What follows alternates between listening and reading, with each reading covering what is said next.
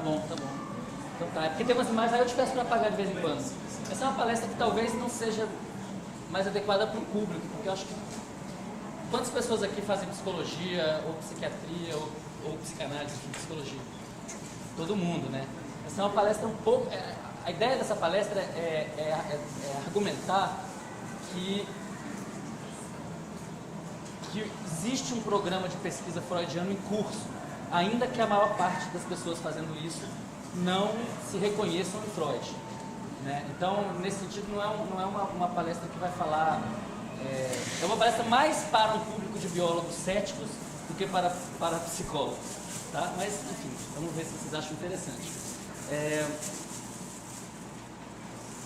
Acho que é legal a gente começar pensando em como era o ambiente de neurociências na época que o Freud estava fazendo a contribuição psicanalítica, a contribuição, digamos que é diferente da neurociência do tempo dele, né? Então, no final do século XIX, no início do século XX, a coisa mais científica que você podia encontrar relacionada ao cérebro era a anatomia, né? Você já tinha aí uns 200 anos de alguma anatomia, tinha uns 50 anos de uma anatomia com métodos poderosos, né, a partir do Golgi. Então, aqui está o Carral, né? Ninguém duvidava, né, era inquestionável que neuroanatomia era uma coisa sólida, uma coisa que você podia desenhar, contar, projetar, né? Naquela época eles já podiam projetar as lâminas, as pessoas podiam ver aquilo que você via no laboratório, você podia mostrar para outra pessoa. Era uma coisa sólida, uma coisa confiável, né? Também existia já alguma coisa muito sólida na fisiologia. Então, na mesma época que o Carral estava trabalhando, tinha o Sheraton, tinha o Adler, que estavam medindo potenciais elétricos e tentando dar uma descrição em termos de taxa de disparo, que até hoje a gente usa. Quer dizer, até hoje a gente está falando do cérebro em termos muito rudimentares, quer dizer, o número de vezes que um neurônio dispara por unidade de tempo. Isso ainda é aquilo que a gente pode fazer. E isso é uma coisa muito sólida também, parece sólida, né? E o Freud, o que ele estava estudando? Então, a partir de um determinado momento, ele, né, tem um desenvolvimento na clínica dele, ele passa a trabalhar com associação de palavras. Então, a pessoa vinha para o divã, fazia livre associação. Então, o objeto de estudo dele era um objeto que, em si, foi atacado. Por quê? Naquela época, você não tinha computador, você não tinha como fazer uma análise estatística do que a pessoa falava. Tudo dependia da maneira como ele ia individualmente interpretar aquilo que aquele paciente individualmente ia interpretar, e que é até hoje a clínica psicanalítica. Então, isso foi acusado desde o início pelas pessoas com quem ele conviveu, tanto fazendo anatomia quanto fazendo farmacologia. Foi acusado de ser uma coisa pouco científica, um blá blá blá, alguma coisa que no próprio objeto já tinha um cerne de frouxidão.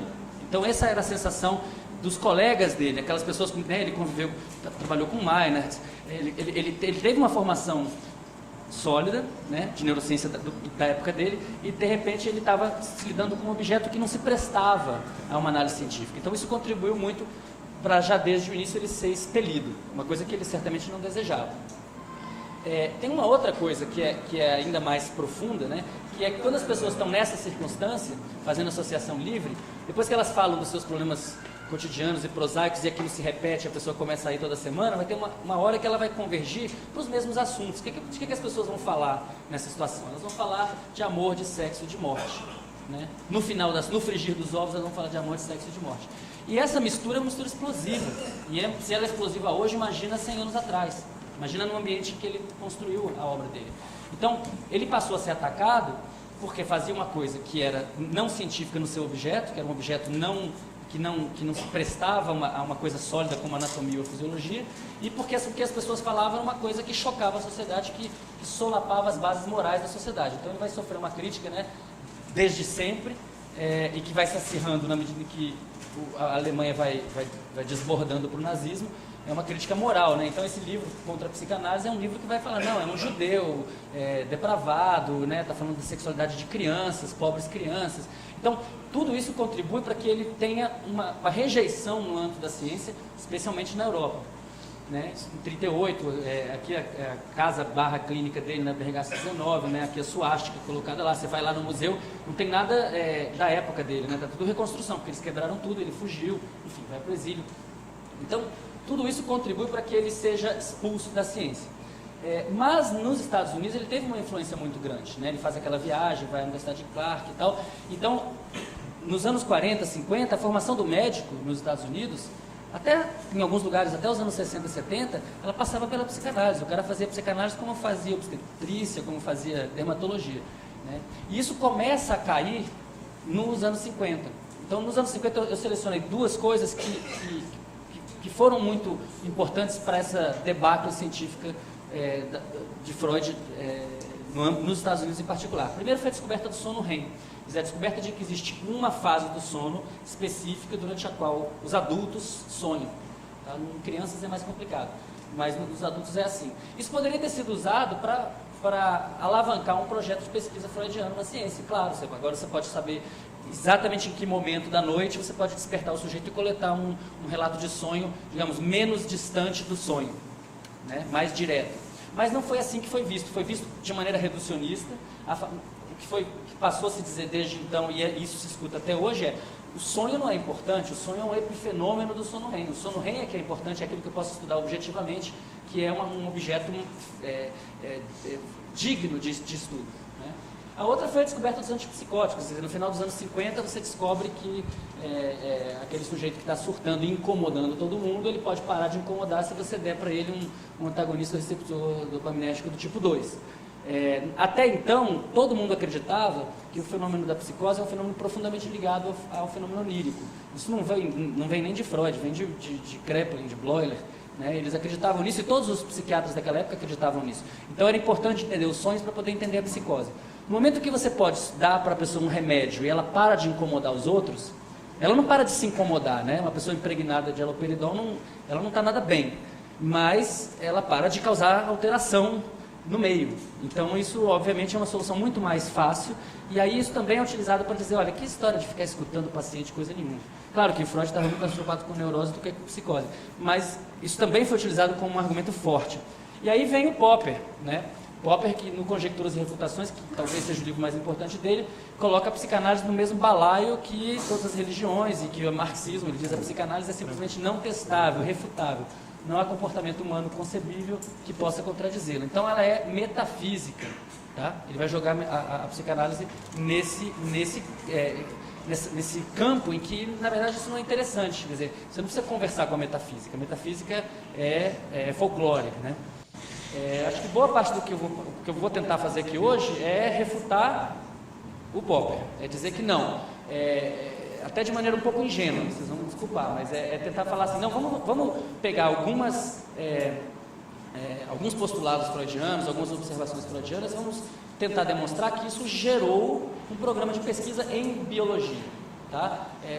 Minha pretensão aqui é só essa mesmo, não é mais do que isso, é mostrar que, direto ou indiretamente, estamos fazendo uma neurociência que é fundada em Freud. Antes de fazer isso, eu só queria falar que de certa maneira, quer dizer, se ele perdeu a briga na ciência, se ele foi expulso da ciência e está voltando só agora, ele ganhou a briga na cultura, né? Não tem nenhuma pessoa com segundo grau completo que não utilize termos como inconsciente, ego, complexo de ética, repressão. Se ligar o Malhação, você vai escutar isso daí, né? Então, agora, o problema é que de uma forma banalizada, né? Uma forma pop. Está aqui o Andy Warhol para ilustrar essa ideia. Se todo mundo usa esses termos, isso quer dizer que todo mundo é freudiano, ou isso quer dizer que ninguém é freudiano? Porque quase ninguém fora dos meios psicanalíticos vai, de fato, se interessar pelo que ele escreveu, né? Então tem toda essa questão da chacota ligada à sexualidade. É claro que no mundo de hoje, isso é uma paquita, né? Aquilo que se considerava escandaloso no século XIX virou piada, né? Basta você ligar esses funks aí da Mulher Maravilha com o Super-Homem, a gente vê que a cultura incorporou e, né, devorou essa contribuição, mas de uma maneira banalizar ela, né? Então, quer dizer, se Freud é tão relevante para a neurociência, do ponto de vista da formação do neurocientista, do seu doutorado, do seu mestrado, quanto Marx para o mercado de ações ou Darwin para os neocriacionistas. Todo mundo fala em capital, isso quer dizer que as pessoas são marxistas? Não, né? Então, eu diria que para a maior parte das pessoas fazendo aquilo que a gente chama de ciência, Freud se tornou, para alguns, um charlatão e para outros um poeta. Quer dizer, algumas pessoas com um pouquinho mais de respeito falando, ele escrevia umas coisas interessantes que não são verdade, e outros dizendo, não, ele era um mistificador, ele estava querendo, enfim, toda a questão de ele ter se tornado uma celebridade, o fato dele gostar disso, enfim. Bom, o que é o objetivo aqui? O objetivo é, de maneira um pouco simplista, um pouco ingênua, tá? Separar alguns postulados e tentar, no final da palestra, dar uma tradução biológica contemporânea. Ou seja, eu vou tentar traduzir essas frases em termos biológicos contemporâneos, de maneira um pouco simplista, eu admito. Tá? Mas por que esse simplismo? Porque a posição que eu estou atacando é uma posição extremamente simplista. Tá?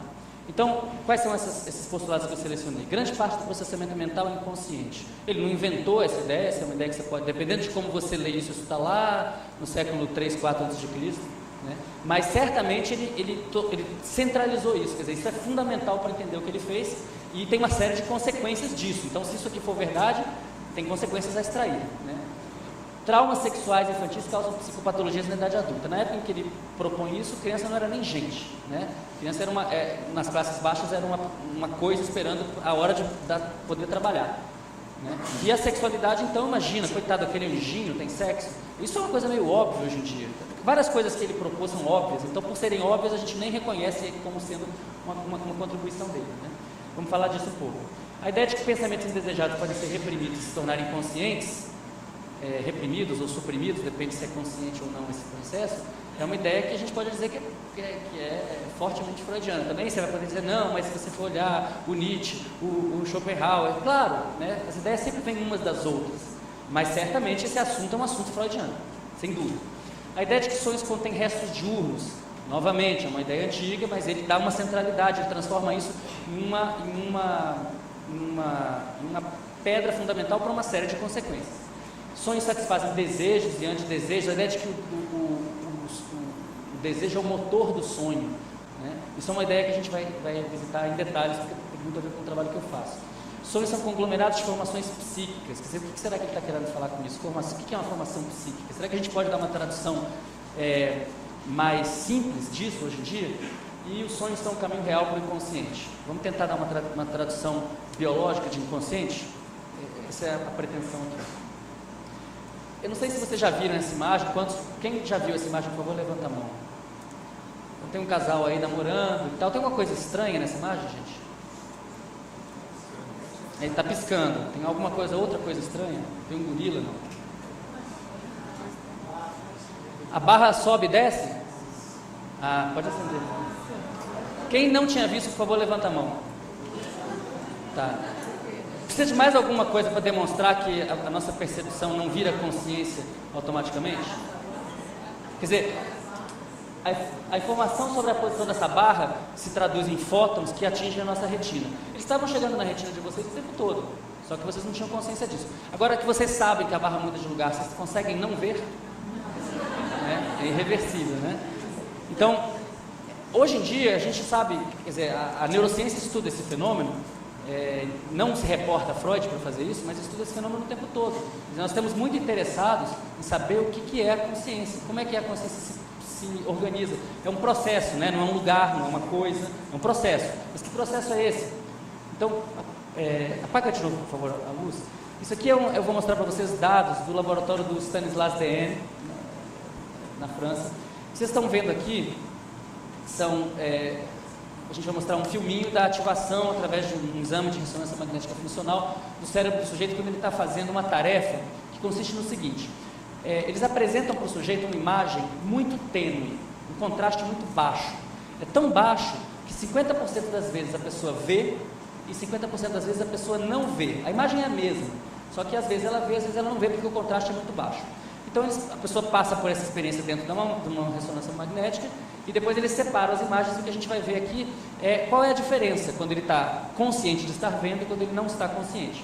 Nos primeiros 180 milissegundos, vocês vão perceber que a diferença é quase nenhuma, tá? Então, em 0 começa o estímulo, tá? Começa uma ativação no polo occipital, aqui, na região visual, tá? Muito parecido nos dois casos, tá? Então, quando dá 180 milissegundos, os mapas são muito parecidos e a ativação é basicamente uma ativação de áreas visuais. A diferença que vocês vão ver agora é bastante grande. O que vocês vão perceber daqui para os próximos 200 milissegundos é que no caso em que o estímulo não é percebido conscientemente, essa ativação vai quase desaparecer e vai retornar tardiamente, mas nas áreas visuais. Enquanto que no caso do objeto que é visto conscientemente, ela vai se espalhar pelo cérebro, pelo córtex cerebral, continuamente. Então está aí ela que desaparece, ó, enquanto que aqui ela está se espalhando, aqui ela quase desapareceu.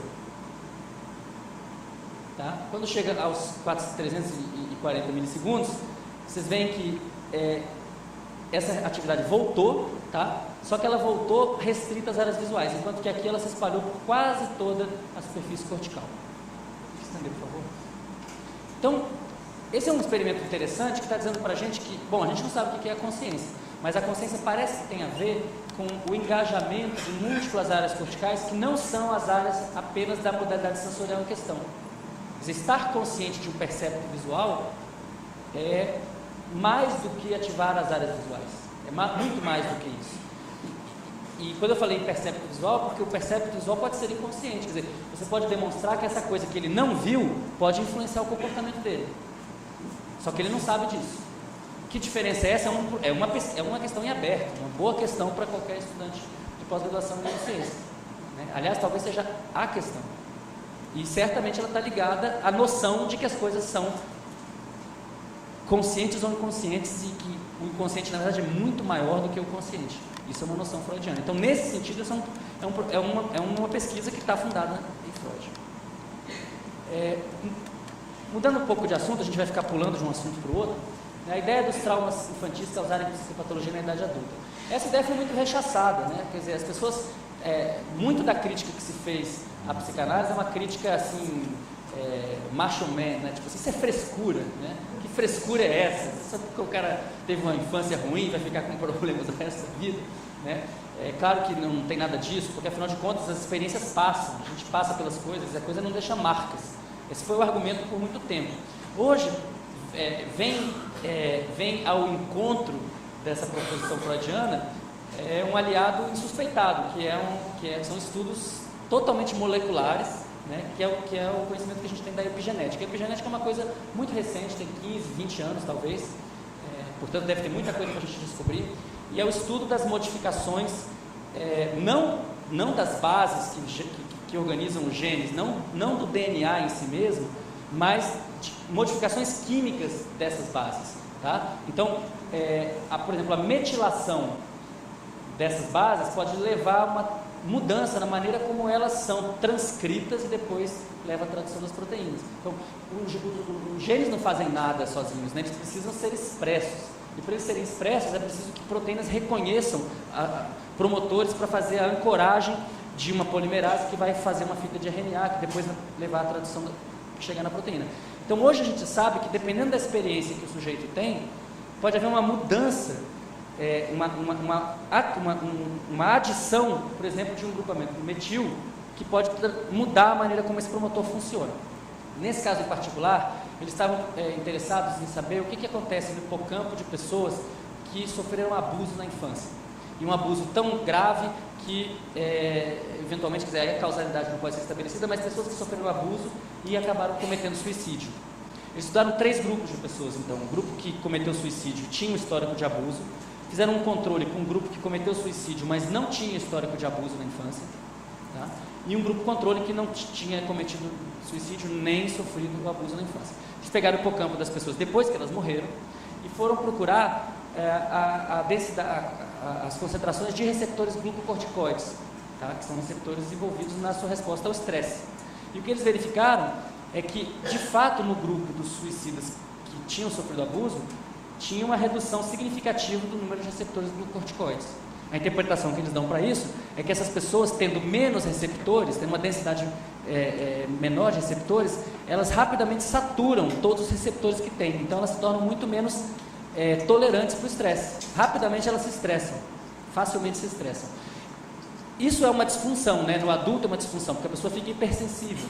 Agora, no bebê não era uma disfunção. Você pensar no bebê que está sofrendo abuso, por exemplo, que não está sendo alimentado adequadamente. Se ele ficar intolerante ao estresse, ele vai chorar mais. Se ele chorar mais, ele vai chamar a atenção da mãe. Então, isso é uma coisa que é adaptativa. O problema é que isso não muda ao longo do tempo. Ele vai chegar na idade adulta com isso alterado. É o que sugere esse estudo, porque eles pegaram o hipocampo pós-mortem. Né? Agora, como é que isso chega a ficar dessa forma? Por que os receptores glucocorticoides têm Por que existe um decréscimo da expressão dos receptores glucocorticoides nesse grupo? Então, eles fizeram a hipótese de que poderia ser por uma metilação do promotor que controla a expressão do receptor. E, de fato, eles verificaram que a metilação nesse grupo é muito maior, mais que o dobro dos outros grupos. Essa metilação, portanto, é uma marca para toda a vida. Tá? É uma coisa que pode explicar a angústia dessa pessoa por toda a vida, porque ela vai se tornar cronicamente intolerante ao estresse. Então, entra uma ligação insuspeitada entre uma coisa da biologia molecular e uma coisa que diz respeito à psicologia, né? Obviamente, isso é muito interessante agora, é muito importante a gente tentar entender como é que desmetila, né? Que tipo de terapia ou de fármaco ou o que seja pode desmetilar, porque se isso acontecer, então talvez você possa efetivamente livrar essa pessoa dessa carga, né? Essa carga que ela tem que carregar por toda a vida. Não estou querendo dizer que todo o sofrimento dele ter sido abusado pode ser reduzido a uma metilação do receptor glucorticoide, não é nada disso, né? Porque as memórias da pessoa estão lá e essas memórias em si são operantes, mas isso pode atrapalhar muito a pessoa, né? Agora, é claro que isso vai depender muito de quem é a pessoa, né? Eu não consigo esquecer o caso do Dadá Maravilha, que não sei se todo mundo aqui sabe, porque o pessoal mais novo não... Vocês sabem quem foi o Dadá Maravilha? Foi um grande jogador de futebol, que foi tricampeão do mundo em 1970, que não jogava futebol, ele só fazia gol. Era um perna de pau, mas ele fez um monte de gol, dizia ele que fez tantos gols quanto o Pelé. E foi uma pessoa muito bem sucedida do ponto de vista material, era uma pessoa muito alegre, Dadá Maravilha, alegria do povo. Então, a história do Dadá Maravilha é uma coisa incrível. Ele é pai desconhecido, a mãe dele, a memória que ele tem da mãe dele é ela encharcada de querosene queimando, e ele correndo para ela se matou, e ela empurra ele num valão, num lixo, numa favela, e ele bebezinho não, criança pequena, ele vê a mãe morrendo nessas circunstâncias. Como é que esse cara conseguiu ser a alegria do povo? Então, provavelmente, entre outras coisas, ele não devia ter promotores facilmente metiláveis, né? Então tem toda uma constituição que fez com que ele passasse por isso e chegasse a ter sucesso na vida e ser feliz, né? Enquanto que pessoas com muito menos podem ficar infelicitadas por toda a vida. Então essas diferenças constitutivas são importantes para o assunto. Me parece que isso aqui é um programa de pesquisa ligado à contribuição freudiana. Eles provavelmente não vão reconhecer isso, mas eu acho que é. Um caso em que a gente tem uma contribuição reconhecidamente freudiana, o Val hoje falou desse estudo aqui, né? Do Gabriel, é a questão do estudo da supressão de memórias. A gente não tem muitos avanços na repressão de memórias, porque como ela é inconsciente, é difícil você ter isso no laboratório, é mais difícil fazer um desenho experimental que capture, mas a supressão é mais fácil, porque você pode pedir para o sujeito, esqueça, não lembre, não evoque, né? Então isso foi, e eu estou selecionando, notem, né, estou selecionando Nature Neuroscience, eu estou selecionando Science, eu estou selecionando artigos publicados no cerne da ciência, não é a revista tibetana de neurociências, é a Science, né? Então isso não é não, o ponto é, porque muitas pessoas falam, sim, Freud contribuiu e tal, mas isso é uma coisa corolária, é uma coisa periférica, não é periférico. E nesse caso aqui ele tá mencionado na primeira linha do resumo, tá? Quando é que a gente sabe que uma coisa é sólida cientificamente? Quando um outro grupo diferente de pessoas tem achados parecidos, né? Então eu trouxe para vocês um estudo que corrobora e amplia os achados do Gabriel, que é um trabalho de 3 anos depois, também na Science, tá? O experimento é bem simples. As pessoas eram treinadas em associar 40 faces diferentes com 40 imagens de teor negativo, imagens de acidentes, de mutilações, coisas que podem mobilizar o afeto fortemente, que é importante para você ter um sinal na ressonância. Hoje, pessoal, a gente falou sobre isso um pouco, né? Falou-se antes, na manhã, a questão de que o sinal da ressonância é uma coisa muito tênue. O sinal com que você trabalha numa ressonância magnética funcional é 1% do ruído. 1% do ruído. Então, realmente é uma coisa muito delicada. Por isso que você tem que fazer protocolos robustos para poder ter algum sinal, né? Então, a pessoa aprende essas associações e aí ela vai para dentro da máquina. Dentro da máquina, ela recebe aquela face, só que essa face pode vir com uma moldura verde ou com uma moldura vermelha. Quando a moldura é verde, o comando é evoque aquela imagem associada, evoque aquela imagem negativa associada. Quando é uma moldura vermelha, o comando é contrário, suprima, não evoque aquela imagem. Quando a pessoa termina, ela faz um teste, onde ela tem que responder qual é a imagem que está associada a cada uma dessas faces. Por quê? Porque se ela tivesse esquecido da metade, essa metade tem que ser excluída do estudo, né? Porque aí não vai dar resultado e você não vai saber por quê. Isso é só um controle de qualidade. Bom, qual é o resultado? O resultado é o seguinte, aqui vocês estão vendo a subtração desse menos esse, vocês estão vendo quais são as áreas que estão mais ativadas no caso da supressão e quais são as áreas que estão menos ativadas no caso da supressão. As mais ativadas são essas vermelhas, que são áreas frontais, e as menos ativadas são essas azuis, que são basicamente hipocampo e amígdala. Então olha que interessante, quando a pessoa está suprimindo conscientemente a memória, ela está ativando regiões que têm a ver com intencionalidade, controle executivo, que é o jargão, e está inibindo regiões que têm a ver com a memória episódica, hipocampo, e que tem a ver com a valoração negativa daquelas imagens, amígdala. O mais interessante é que o sinal, existe uma anticorrelação entre os sinais, quer dizer, quando o sinal sobe no pré-frontal, ele cai no hipocampo e na amígdala. Quando ele cai no pré-frontal, ele sobe no hipocampo e na amígdala. Então fica fazendo assim. Isso não chega a ser uma demonstração de causalidade, mas é uma indicação forte, essa anticorrelação é uma indicação forte, uma correlação que indica a causalidade, que sugere fortemente a causalidade. Então, é bem provável que o mecanismo neural para suprimir uma memória envolva uma desativação hipocampo-amidalar pelo pré-frontal. Essa é a proposta. E essa é uma proposta, um programa de pesquisa. Mais mainstream do que isso aqui não tem. 2 artigos na Science em 3 anos falando desse assunto, ligando diretamente a Freud. Então, quem disser que Freud é não corroborável, não testável, o Popper estava errado. Claramente estava errado. Bom, uma outra questão é a história do resto diurno. Freud não falou que o sono favorece o aprendizado, ele não chegou a dizer isso. O Jung disse isso, tem uma frase famosa, o sonho prepara o sonhador para o dia seguinte. O Freud não chegou a dizer isso. Mas se a vigília, se o aprendizado acontece na vigília, e se o sonho reverbera a vigília, é bem razoável então que durante a noite, durante o sonho, você aprenda. Quem demonstrou isso claramente, pela primeira vez, foram 2 pesquisadores trabalhando em Illinois. Eles estavam repetindo aquele experimento clássico da psicologia do Ebbinghaus, do experimento do esquecimento, a curva do esquecimento. Então você ensina sílabas sem sentido, que não existem na língua do sujeito, e aí você pergunta, depois de 1, 2, 4, 8 horas, de quantas dessas sílabas ele se lembra.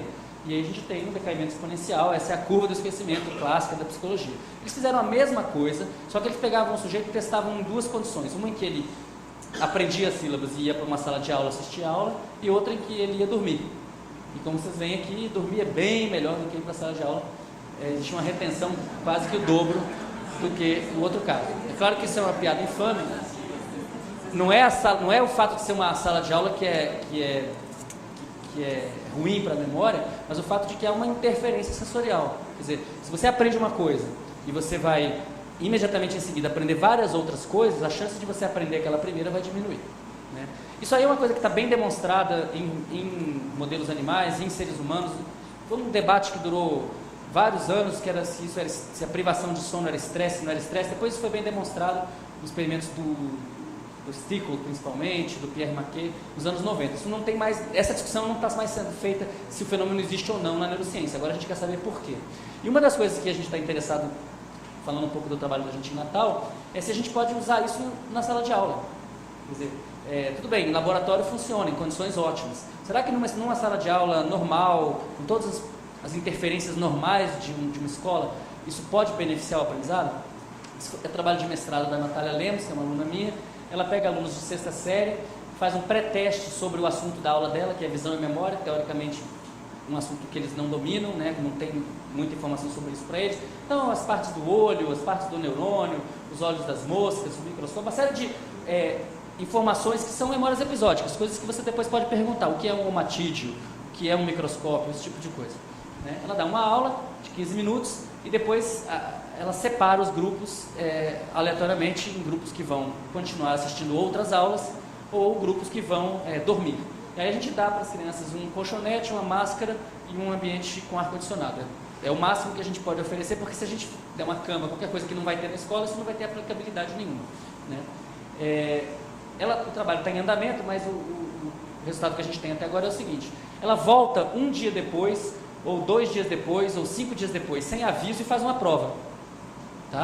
E aí ela percebe o seguinte: se ela volta um dia depois, todos os alunos têm uma melhora de, quer dizer, em média, tem uma melhora de 10, em torno de 13, 14%, em relação ao pré-teste. Então eles aprenderam alguma coisa. O azul é o grupo que dormiu, O vermelho é o grupo que tentou dormir e não conseguiu. Eles te dizem no final, não consegui, então a gente chama de descanso. E o grupo de vigília, que é o grupo que ficou acordado mesmo. Se volta 2 dias depois, os 2 grupos estão altos e o grupo da vigília despenca. E se você volta 5 dias depois, o único grupo que fica alto é o grupo do sono, né? Então agora a gente está fazendo um experimento, quer dizer, aqui existe um ganho, digamos, de 10 a 15% no caso do grupo que teve acesso ao sono pós-aula. O problema é que eles perderam 2 horas de aula, é o que a diretora da escola vai falar para você. Então você tem que, esses 10 a 15% talvez não sejam suficientes para justificar essa intervenção. Agora, isso é uma intervenção única, né? Se você fizer essa intervenção sempre, aí você tem um problema de juros compostos, né? Você tem os 10 a 15%, em cima de 10 a 15%, em cima de 10 a 15%. Então pode ser que isso seja de fato a maneira correta, mais adequada de aproveitar aquela aula, né? Então, em vez de você fazer um monte de aulas ao longo de uma manhã inteira, talvez você possa fazer aulas mais curtas, muito carismáticas e marcantes, e depois dar um período para a pessoa fazer essa consolidação da memória. A gente agora está testando isso. Agora entrou em greve lá, enfim, nosso experimento foi destruído pela greve. Mas o experimento é esse: a gente pega uma disciplina que é física, no IFRN, que é o antigo centro de Cefet, né? Então, depois da aula de física, eles dormem. E aí a ideia é comparar o que acontece com as notas deles em relação às outras disciplinas, em relação ao histórico deles pregresso. Tá? Isso estava em curso, agora parou, vai voltar. Mas a ideia é essa. Quando eu comecei a fazer o experimento há 4 anos atrás, a pessoa que era secretária da Educação no Rio Grande do Norte falou: não, vamos fazer no estado inteiro. Eu falei: mas eu nem fiz o experimento. Não precisa, a gente sabe que vocês são ótimos. Eu falei: não dá, né? Porque qual é a garantia que a gente tem de que isso faz sentido? Então agora eu estou mais confiante de que pode valer a pena fazer uma coisa em maior escala. Se isso funcionar, é uma tecnologia de baixo custo. Isso eu acho que é uma neuroeducação interessante. É uma coisa de baixo custo, que você pode aplicar em qualquer lugar e que talvez melhore a eficiência do aprendizado. Porque, na verdade, o que existe na escola, as pessoas perdem muito tempo, né, em sala de aula, fazendo nada, fazendo coisas chatas. Enfim, isso é um exemplo de uma pesquisa que, na minha opinião, é uma pesquisa de base freudiana. Agora, o que eu realmente tenho me preocupado nos últimos 15 anos é quais são os mecanismos. O que acontece no cérebro para a gente poder consolidar uma memória durante o sono? O que são esses restos diurnos? Qual é o correlato disso? Molecular, celular? O que é isso? Então, uma maneira de estudar isso é com eletrodos. Você pode abrir o crânio do animal, inserir matrizes de eletrodos, depois você fecha isso daí com acrílico e você pode saber o que os neurônios daquela região que você está estudando fazem, saber como eles funcionam, enquanto o animal está realizando comportamentos naturais ou aprendidos, enfim. Tem vários exemplos de restos diurnos eletrofisiológicos, quer dizer, da reativação durante o sono de padrões de ativação neuronal que você observava na vigília. Tá? Eu trouxe para vocês um exemplo que é particularmente convincente, que é um experimento feito em pássaros, um experimento do Dan Margolish. É um estudo com mandarim, que é um pássaro australiano, e aqui tem uma representação do canto dele. É um animal territorial, ele canta, o macho canta para a fêmea. Aqui é uma sílaba, o X é tempo, o Y é a frequência do canto e a cor representa a potência naquela frequência. Então aqui é uma sílaba, aqui é outra sílaba, aqui é outra sílaba grande, uma pequenininha e uma outra sílaba. Uma coisa assim tipo que pra gente é horrível, mas pra fêmea do mandarim é uma maravilha, tá? Então esses bichos, eles aprendem esse canto com o pai, eles copiam o canto do pai quando eles têm mais ou menos 3 meses de idade, e eles são um tipo de aprendiz que a gente chama de ciclo fechado. Eles aprendem esse canto e esse canto fica estável pro resto da vida. Ele vai cantar o mesmo canto até morrer, tá? Um canto fixo, diferente de um canário que todo ano muda o canto. O que é interessante aqui? Então eles colocam eletrodos num núcleo motor, um núcleo que, se você lesar esse núcleo, o animal não canta, tá? É um núcleo que é ativado por essas sílabas aqui. É um núcleo que projeta para os núcleos que controlam a faringe, que é o órgão vocal. Então, se você coloca um eletrodo lá, cada neurônio que você registra tem um padrão de ativação muito específico.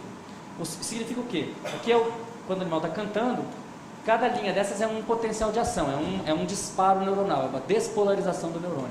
Então, esse neurônio, ele dispara 2 rajadas no meio dessa sílaba e uma rajada no final. Ele pula essa sílaba aqui, aí ele dispara uma rajada no começo dessa sílaba, 4 rajadas no início dessa sílaba, mais uma, pula essa e depois mais uma. Se ele cantar 1000 vezes, esse neurônio vai disparar sempre nos mesmos lugares. Então, o que a gente chama de uma assinatura neural, uma ativação que identifica o funcionamento desse neurônio em relação ao comportamento global, que é o canto. O que é interessante é você ver o que esse neurônio faz quando o animal está dormindo. O que vocês acham que ele faz? Faz a mesma coisa. Faz a mesma coisa. É um exemplo muito, muito convincente, porque isso aqui é o dado, né? Não é uma análise mostrando desvios padrões, Z-score, etc. É o dado, é o que você obtém. Então, a gente poderia dizer, com alguma liberdade poética, que esse animal está sonhando com o próprio canto. Né? Por que esse exemplo é tão convincente? Porque todos os neurônios desse lugar no cérebro chamado núcleo RA representam um único objeto do mundo, que é o canto do próprio pássaro. Se você faz esse mesmo experimento num mamífero, no córtex ou no hipocampo, você não vai ter essa reativação precisa do padrão. Você vai ter uma reativação que é significativa estatisticamente, mas ela é de baixa fidelidade. Por quê? Porque o hipocampo e o córtex cerebral de um mamífero não representam um único objeto do mundo, representam todos os objetos do mundo. Então você tem, na verdade, padrões multiplexados, uns em cima dos outros. Então você consegue extrair aquele padrão matematicamente, mas não a olho nu. Agora, no caso do pássaro, como aquele núcleo inteiro só se dedica a um objeto, você não precisa de fazer nenhuma análise matemática. Você olha o dado, você vê como ele é. Tá? Então isso é uma coisa bastante estudada.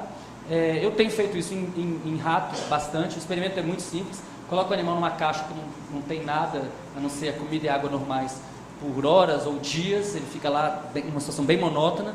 Depois, de noite, quando ele está muito ativo, no escuro, usando luz infravermelha para poder observar o comportamento, a gente oferece objetos novos. Tá? E depois de 20 minutos, 1 hora, a gente tira os objetos e aí continua registrando os animais por horas ou mesmo dias. Eu já fiz isso aqui por 5 dias, sem parar. E basicamente o que é interessante é que tanto aqui quanto aqui, ele está fazendo o ciclo sono-vigília dele. Ele está passando pela vigília, pelo sono de ondas lentas, slow wave sleep, e pelo sono REM. Tá? Esse é um sono sem sonhos nos seres humanos, esse é um sono com sonhos nos seres humanos, adultos. Então essa situação é muito semelhante a essa. Agora, o que é diferente? O que é diferente deve ser diferente daquilo que está na cabeça do bicho, o que ele está pensando, o que ele está sonhando, o que ele está evocando. Né? Como é que você prova quando você mostra isso aqui para neurocientistas que têm os 2 pés e as 2 mãos na biologia experimental, no behaviorismo, é um experimento não controlado, porque o animal faz o que ele quer, né? Ele explora os objetos livremente. Então você tem que mostrar que o animal aprendeu alguma coisa. Uma maneira fácil de fazer isso é você expor esse animal no dia seguinte a alguns dos mesmos objetos familiares e outros objetos novos. E eles têm uma clara preferência pelos objetos novos. Então, se eles preferem os novos, é porque eles sabem a diferença entre os novos e os velhos. Né? Então, uma coisa que a gente descobriu está expressa aqui nesse slide. Aqui vocês estão vendo a atividade de 12 neurônios do hipocampo. Cada linha dessas é um neurônio. Tá? Então, tem 1 a 12 no hipocampo, 1 a 12 no córtex somestésico primário, que é o córtex que recebe a informação dos bigodes do rato. Ele usa os bigodes para fazer essa exploração, tá? As vibríceas. E isso é uma região específica que chama campo de Barris, que recebe essa informação, S1. E a gente usou a área visual primária como um controle, porque foi feito no escuro. Então, teoricamente, não deveria ter nada numa área cortical, enfim, que não foi ativada pela experiência, em tese. A história é um pouco mais complicada, mas eu vou focar só no que interessa aqui hoje. Vocês podem ver o seguinte: as taxas de disparo, que estão representadas pelas cores, no caso azul significa uma baixa taxa de disparo, elas não se alteram no hipocampo antes e depois da experiência. A experiência aqui é só essa barra vermelha. Tá? Então as taxas de disparo não estão diferentes, nem no hipocampo e nem em V1, nem no córtex visual. Então, se aumento de taxa de disparo ou mudança de taxa de disparo é um correlato de memória, a gente pode discutir se é ou não é. Mas se for, nem V1 nem o hipocampo tem memória dessa experiência. Tá? Memória de longo prazo. Olha o que acontece em S1. Existe uma alteração persistente das taxas de disparo por várias horas. Aqui a gente tem 5 horas de experimento. Tá? Eu peguei só os períodos de sono de ondas lentas. Esse fenômeno ele é mais robusto no sono de ondas lentas, também acontece no sono REM e é menos robusto na vigília, mas também existe. Tá? Agora, por que isso aqui é relevante para a gente, é interessante? Porque a gente tem um fenômeno mnemônico, tá? Um correlato neural de um fenômeno mnemônico que acontece no córtex e não acontece no hipocampo. Para quem conhece o paciente HM na neuropsicologia, é um paciente que mostrou para a gente nos anos 50 que o hipocampo é necessário para formar novas memórias episódicas, né? Esse aqui é uma imagem do cérebro do HN. Ele tinha epilepsia nos dois... Quem aqui conhece, quem não conhece essa história, gente? Tá.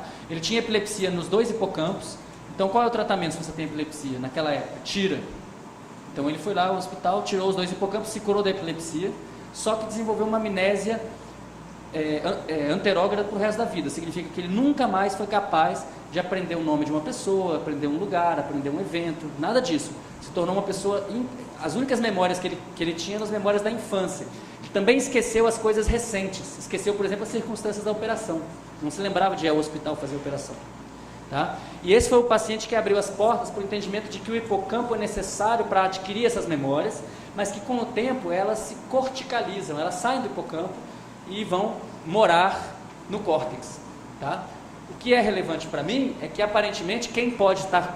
Ninguém sabe como isso é feito. E talvez isso seja feito no sono, através de um resto diurno que ocorre no córtex e não ocorre no hipocampo.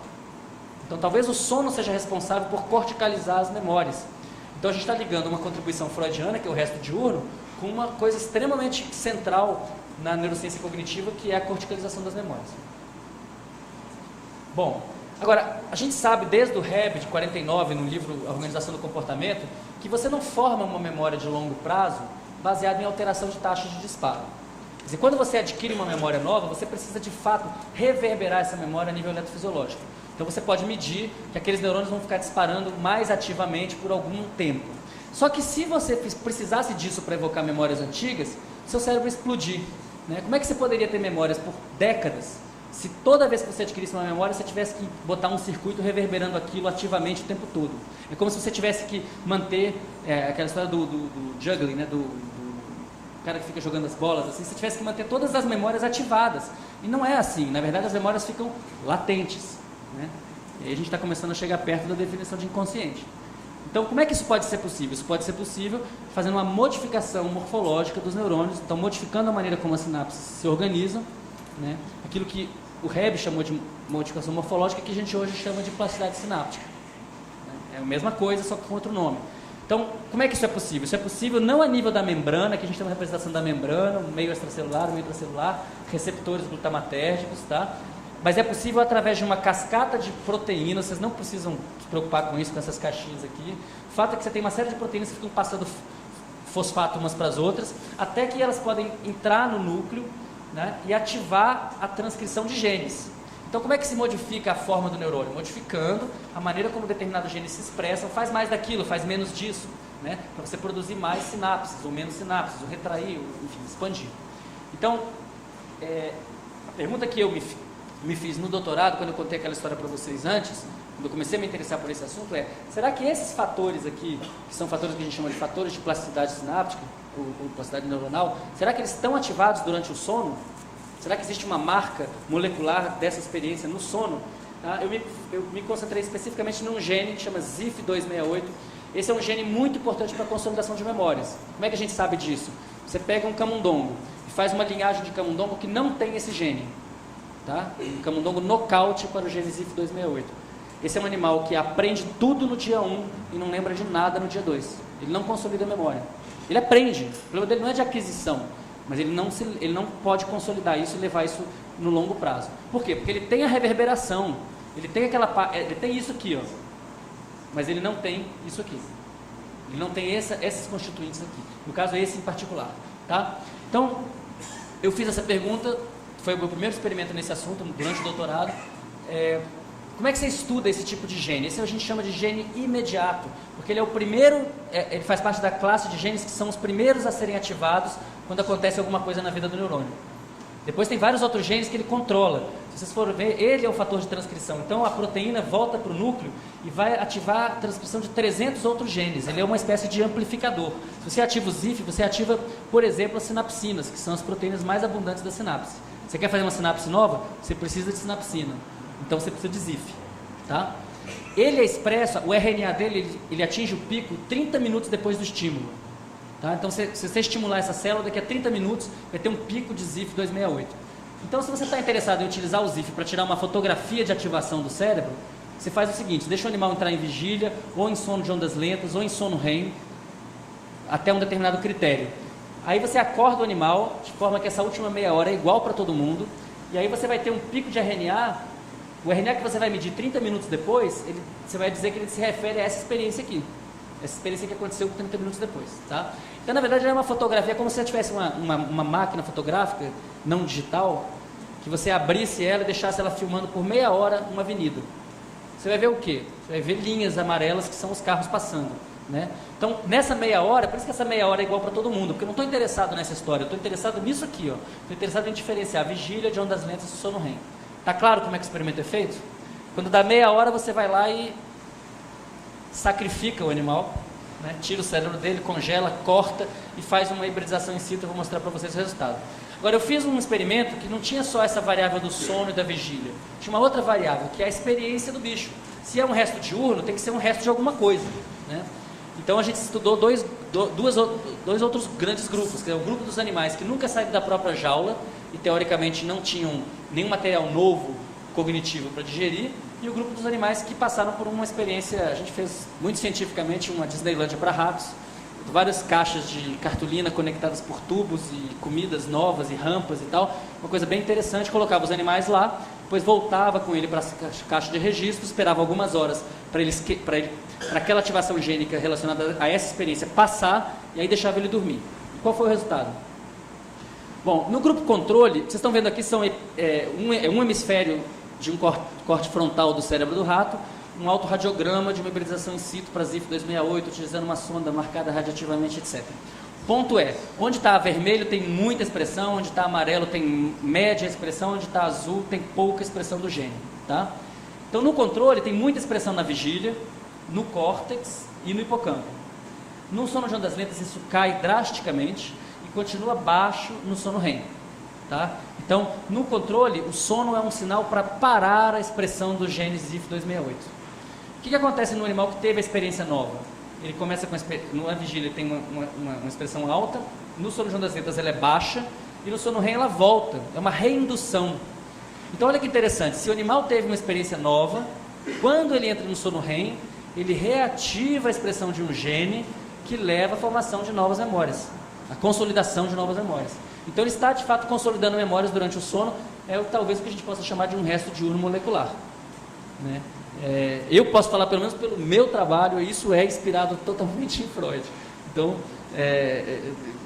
pelo menos isso eu posso dizer, com certeza. Bom, eu falei de gene, de proteína, de canal, de receptor, e não falei nada de sonho, né? Não falei nada da experiência subjetiva, de uma narrativa centrada no eu, em geral, né? Essas aventuras que a gente tem durante a noite. Tudo isso que eu falei para vocês até agora acontece sem que a gente tenha consciência disso. Nada disso contribui para o conteúdo onírico, né? O conteúdo onírico é outra coisa, é um fenômeno de outra natureza. O que a gente pode falar sobre isso? Até muito recentemente, no âmbito da biologia, nada. A gente não podia falar nada. Até porque não era um problema, porque o sonho era um epifenômeno do sono REM. Então não tinha por que se perguntar isso daí, né? Isso começa a mudar com o trabalho do Mark Solms. Então o Mark Solms ele vai fazer a seguinte pergunta: será que se o sono REM, se o sonho não se reduz ao sono REM, então deve haver algum tipo de lesão cerebral em que a pessoa tem o sono REM e não sonha. Se eles fossem a mesma coisa, toda vez que tivesse, se a lesão cerebral abole o sonho, ela deveria abolir também o sono REM. Então ele partiu da busca de uma dissociação entre as duas. O que ele está buscando é o quê? Uma situação em que a pessoa tem uma lesão em que ela preserva a arquitetura de sono, a eletrofisiologia do sono está preservada, mas ela perde isso aqui. Ela perde a capacidade da narrativa onírica, e quando você acorda a pessoa no sono REM e fala, e aí, está sonhando? Ela vai dizer, não, tela preta. Tá? E ele descobriu um grupo pequeno, é uma lesão rara, tá? Mas um grupo grande o suficiente para a gente poder concluir que essa lesão de fato existe. Qual é a lesão? É a lesão de VTA, que é a área tegmentar ventral, ou dos axônios que saem de VTA para toda a região límbica e frontal. E o que fazem essas... Qual é a modulação de VTA? A modulação dopaminérgica, né? A gente tem dois grandes núcleos dopaminérgicos, um núcleo que projeta por estriado, que tem a ver com movimento, e esse núcleo que projeta, né, fibras mesocorticolínicas, que tem a ver com recompensa e punição. Então, se você tem uma lesão de VTA, o animal se torna anedônico, né? Ou seja, o animal não evita a punição e ele não busca recompensa, ele não tem mais desejos. Eu estou exagerando, né? Porque depende do tamanho da lesão e tal. Mas o que é interessante aqui? É que quando não existe a via da recompensa e da punição, quando não existe a via, simplificando, do desejo, não tem sonho. Então essa história de que o desejo é motor do sonho, não era poesia. Tem muita coisa sólida nisso. Quer dizer, sonhar não é simplesmente reativar memórias. É reativar memórias desejantes, é articular elas de modo a desejar alguma coisa. E tanto é assim que a estrutura típica do sonho qual que é? De uma busca. Geralmente o sonho você está indo atrás de alguém, você quer encontrar com alguém, você quer encontrar alguma coisa, um lugar. Às vezes uma coisa que você tem no início do sonho, uma pessoa que estava com quem você estava no início do sonho, aí você dá mole, a pessoa some e depois não acha mais. Quem aqui já teve um sonho assim, por favor, levanta a mão.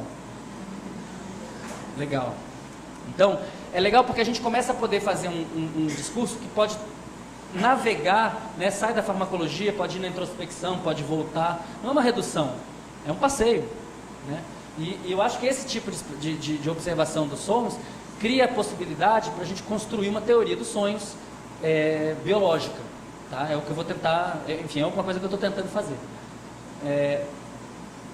Um outro trabalho que a gente deveria levar em consideração é o trabalho do Antti Revonsuo, o pessoal da Finlândia. Eles fizeram experimentos muito simples, na verdade quase triviais, mas sempre tem que, quando tem uma coisa muito óbvia que ninguém fez, é aí que você tem que correr e fazer, né? Foi o que eles fizeram. O que eles se propuseram foi estudar os sonhos de crianças que viviam em situações de muita violência e comparar com os sonhos de crianças com cultura muito semelhante, mas que não viviam a violência. Então, por exemplo, compararam os sonhos das crianças da faixa de Gaza com os sonhos das crianças da Jordânia. Está ali do lado, a mesma cultura, a mesma língua, enfim, alimentação, vestuário, etc. Só que não tem o componente da violência cotidiana. E eles descobriram o óbvio, que quando as crianças da faixa de Gaza têm muito mais pesadelos. Então isso levou eles a propor que o pesadelo é o sonho prototípico, que a função do sonho é fazer uma simulação do futuro perigoso. Quer dizer, com base no passado, vamos imaginar quais são os perigos de amanhã, para tentar avisar o ego desperto, olha, não vá lá, não faça isso. Tá? Essa é uma ideia interessante, porque a maior parte dos sonhos, quando nos artigos que perguntam sobre se o sonho é agradável ou desagradável, existe uma maioria, dependendo do estudo, 55%, 60% dos sonhos são de teor negativo, de teor ansioso. Não exatamente pesadelos horrorosos, mas coisas que envolvem ansiedade, falta, enfim, coisas que não são agradáveis. Então, legal, a teoria é interessante. Mas e os outros 45%? Que podem, inclusive, ser muito agradáveis. Então, tem uma teoria interessante, mas incompleta, né? Quer dizer, eu traduzo isso da seguinte maneira. O pesadelo de uns pode ser o sonho gozoso de outros. Né? Quer dizer, os sonhos gozosos dos leões devem ser exatamente os sonhos pesadelos das zebras, né? Sinal trocado, e vice-versa. Quando as zebras têm um sonho bom é porque foi ruim para o leão. Então, quer dizer, a ideia do sonho como simulação de um futuro é uma ideia muito interessante, mas ela não pode ser restrita aos pesadelos. O tempo todo a gente tem a possibilidade do sonho prazeroso. Né? Como é que deve ser o repertório onírico de um animal livre na natureza? Muito semelhante àquilo que se observa entre os humanos, né? Quais são os problemas dos animais na natureza? Matar alguma coisa, nem que seja um alface para poder comer, não morrer, né? Não virar comida de ninguém e procriar. Né? Então, os sonhos devem ser com morte, sexo, amor, principalmente a questão do cuidado parental, né? Nos mamíferos em particular, isso é muito importante, porque a gente vem ao mundo muito pouco preparado para sobreviver, né? E questões relacionadas com a alimentação. Então, se a gente pensar que esses imperativos darwinistas devem determinar o conteúdo onírico. Se você tem 3 ou 4 grandes problemas na vida, matar, não morrer, procriar, cuidar dos filhos, e se os sonhos são simulações de futuros possíveis, então os sonhos dos animais na natureza devem ser muito previsíveis, devem ser bons preditores do futuro, porque tem poucas variáveis. O problema, isso é uma coisa que a Maria Rita, uma coisa a qual ela aludiu, é que no nosso caso, hoje, no mundo contemporâneo, a gente não tem mais poucas variáveis, a gente está muito longe disso aqui. Né? Então, a partir do desenvolvimento da cultura, você começa a ter uma separação dessas necessidades, desses problemas, né? Você tem arma, você tem roupa, você tem onde morar, você começa a ter tempo livre, inclusive, para criar um caminho, né? Que vai, eventualmente, levar a confortos que um leão jamais compreenderia. né? Chegar ao ponto do Proust, que é capaz de escrever muitos livros com base no cheiro de um biscoito. Então isso para um leão seria uma coisa absurda, mas só é possível por quê? Porque ele não tinha mais que lidar com isso, ele não tinha mais que lidar com predadores, por exemplo, né? Isso foi resolvido de alguma maneira, até chegar na situação atual em que o número de variáveis é tão grande que é absolutamente impossível você prever o sonho de uma pessoa. O que você vai sonhar hoje à noite? Não sei. Se você tiver um papel aí, eu te pedir para escrever os seus problemas, se eu te der 5 minutos, não vai ser suficiente, né? E meia hora? Também não, né? E 1 hora? Na verdade é infinito, porque a gente tem um monte de microproblemas que causam muita ansiedade, né? Agora, basta você ter um problemão grande na vida e você esquece os probleminhas, né? Então, quando você pega, se a gente quiser entender a função do sonho, o ser humano contemporâneo de classe média não é um bom modelo, porque o sonho não evoluiu nessa sociedade que é muito recente. O sonho evoluiu numa sociedade que vivia esses problemas. Nossos ancestrais hominídeos tinham esses problemas, né, para resolver. Tem um filósofo importante na Duke University, Flanagan, que escreveu um livro chamado The Spandrels of Sleep. Ele diz que o sonho é um subproduto do sono, que não tem nenhuma função, é um cara bem anti-freudiano. E o principal argumento dele, por incrível que pareça, é o seguinte: ele diz assim, eu nunca tive um sonho que me servisse para nada, para resolver problema nenhum. Você fala, bom, o professor titular da Duke não tem problema, né? Como é que ele pode querer usar a introspecção dele para entender como que evoluiu o sonho? O que tem a vida dele a ver com a vida dos nossos ancestrais hominídeos? Nada, né? Agora, coloca ele numa guerra. Com o que soldado em guerra sonha? Sexo, amor e morte.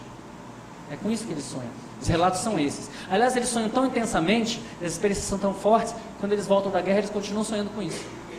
Que é o que um dos pilares da síndrome de estresse pós-traumático. É o pesadelo recorrente, né? Uma memória fortemente entalhada, da qual você não consegue se livrar facilmente. Bom, para mais ou menos terminar, que eu acho que o tempo já deve estar acabando, eu queria mostrar para vocês os resultados de 2 experimentos que estão em curso no laboratório. Um já foi parcialmente publicado, o outro está, espero que a gente vai poder mandar o artigo até o final do ano. Isso aqui é um experimento feito, foi tese do André Pantoja, de mestrado, e envolveu outras pessoas, outros estudantes e pós-docs no laboratório. É uma tentativa de de estudar os sonhos de uma pessoa numa situação de ameaça, numa situação de violência, mas uma situação, obviamente, laboratorial. Então, na primeira noite, a pessoa vinha para o laboratório, recebia eletrodos e a gente estudava o sono dela só para conhecer a estrutura do sono, porque as pessoas são muito diferentes entre si, e também para ela se acostumar com o ambiente. Na segunda noite, ela repetia o procedimento, só que ela jogava 1 hora de jogo, que eu vou mostrar para vocês, um jogo de computador violento. A gente fazia o estudo às 4, 5 horas da manhã, dependendo do sujeito. A gente acordava a pessoa e coletava um relato de sonho. Sonhou assim? Fala, e gravava isso. Tá? No dia seguinte ela jogava de novo, e no final de tudo a gente pedia para ela fazer uma lista de 20 palavras relacionadas ao jogo e 20 palavras relacionadas ao laboratório, que são as 2 coisas estranhas que estão acontecendo para ela, né? Bom, que jogo que a gente escolheu? A gente escolheu um jogo chamado Doom. Não sei se vocês conhecem, o pessoal mais novo não deve saber. Esse é o avô do Quake, que por sua vez é o pai desses jogos de hoje em dia. É um jogo de monstros e labirintos, você vai andando por um labirinto. Só para vocês verem um pouco melhor.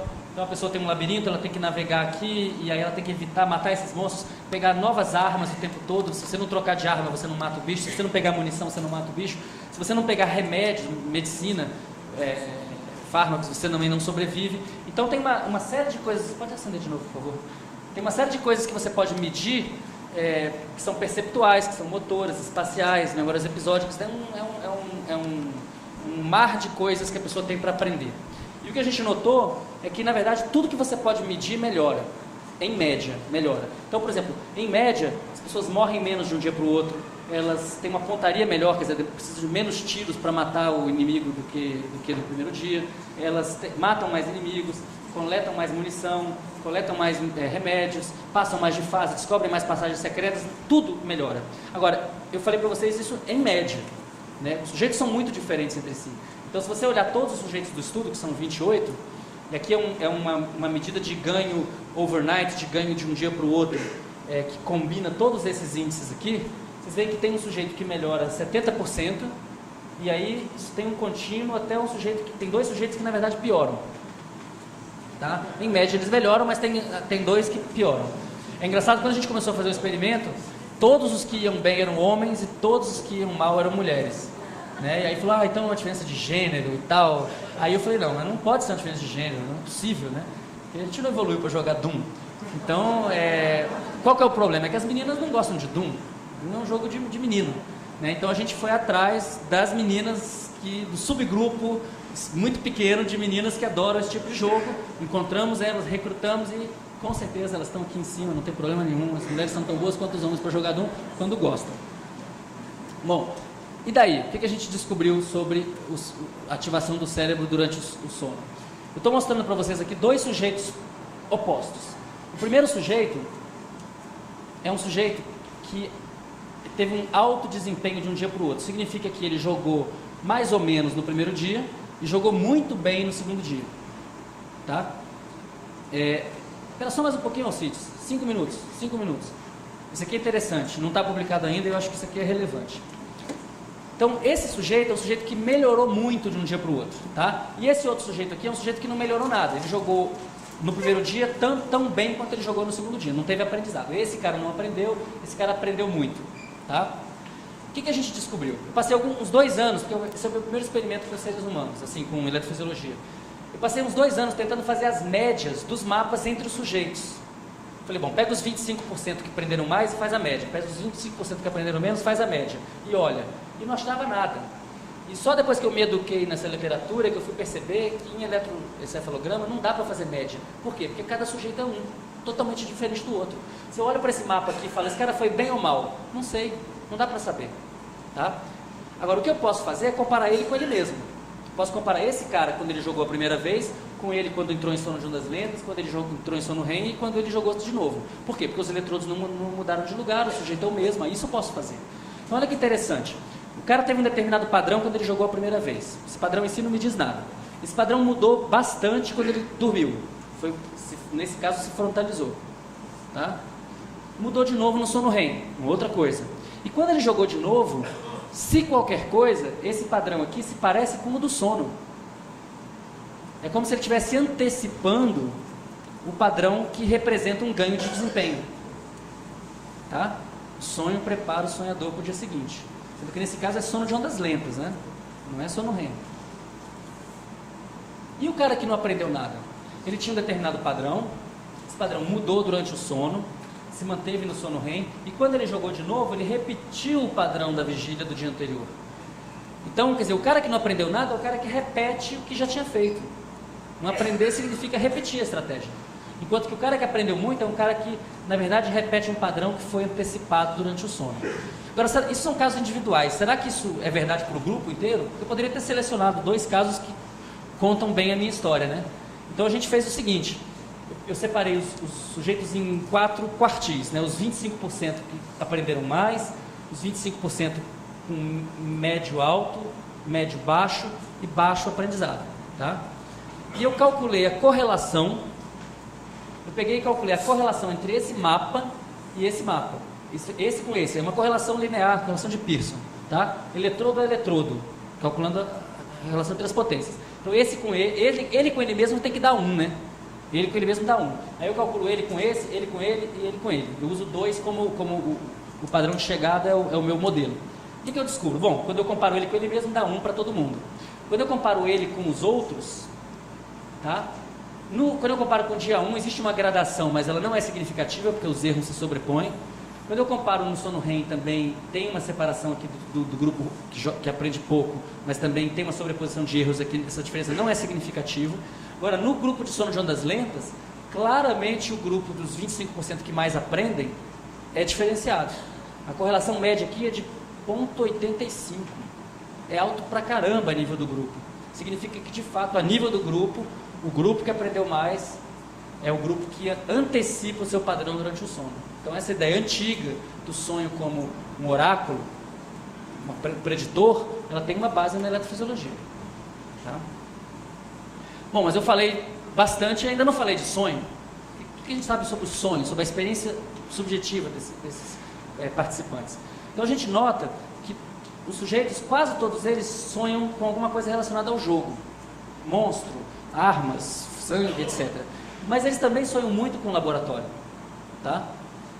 Qual foi a nossa estratégia? A estratégia foi tentar transformar essa coisa muito complexa que é o relato onírico dele, olha só, reducionismo metodológico, em um número.